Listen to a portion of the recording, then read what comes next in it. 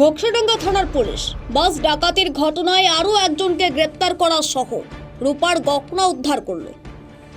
উল্লেখ্য, চলতি মাসের 1 তারিখে রানাঘাট থেকে কোচবিহারগামী একটি যাত্রীবাহী বাসে ঘোকসাডাঙ্গা থানার অন্তর্গত সতীশের হাট এলাকায় ডাকাতির ঘটনা ঘটে।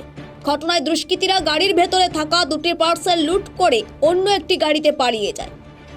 এরপরে ঘটনার খবর পেয়ে সেখানে ছুটে আসে ঘটনাস্থলে ঘোকসাডাঙ্গা থানার বিশাল পুলিশ বাহিনী সহ জেলা পুলিশ সুপার দ্যুতিমান ভট্টাচার্য নিজেই।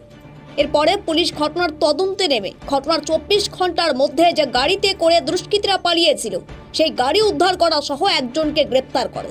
পরবর্তীতে 10 জুলাই আরও 3 জনকে গ্রেপ্তার করে পুলিশ। তাদের পুলিশ রিমান্ডে নিয়ে জিজ্ঞাসাবাদ করার পরে পুলিশ গত 14 জুলাই সিরাজুল হক নামে আরও একজনকে গ্রেপ্তার করেছে। তাদের কাছ থেকে এখনো পর্যন্ত মোট 1 কেজি 800 গ্রাম রূপার গহনা উদ্ধার করেছে পুলিশ। তবে জেলা পুলিশ সুপার জানিয়েছেন, ঘটনায় যে অভিযোগ জমা পড়েছে সেখানে মোট 5 কেজি রূপার গহনা বলা হয়েছে। তাই বাকি গহনা তল্লাশি চালানোর পাশাপাশি গোটা ঘটনার তদন্ত করছে পুলিশ। জুলাই ঘোকসাডাঙ্গাতে রাজ্য সড়কের ওপর জাতীয় সড়কের ওপর একটি বাসটি রানাঘাট থেকে কুচবিহার আসছিল, মহাপ্রভু বাসটির নাম। সেই বাসটিতে কয়েকজন দুষ্কৃতী ওঠে এবং সেখান থেকে কয়েকটি ব্যাগ তারা লুট করে নিয়ে যায়।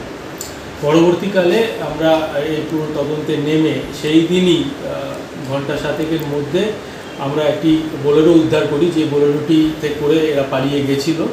সেই বোলেরোটি একটা পার্লারে একটা গাড়ির শোরুমের মতো ইয়েতে দেওয়া হয়েছিল, যেখানে সেটার মডেলিংটাও চেঞ্জ করছিল।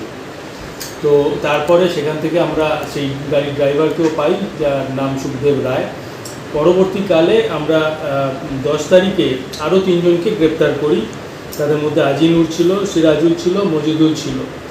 এবং গত 14 তারিখে আরেক সিরাজুল হককে আমরা গ্রেপ্তার করি এবং তাদের থেকে প্রায় 1 কেজি 800 গ্রাম এই রূপোর যে অলংকার রয়েছে সেগুলো উদ্ধার করি।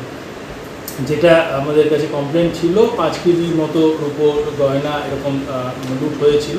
তো বাকিটার খোঁজ আমরা করছি এবং আরও যারা 2-1 জন এর সাথে জড়িত রয়েছে তাদের খোঁজেও আমরা সন্ধান চালাচ্ছি।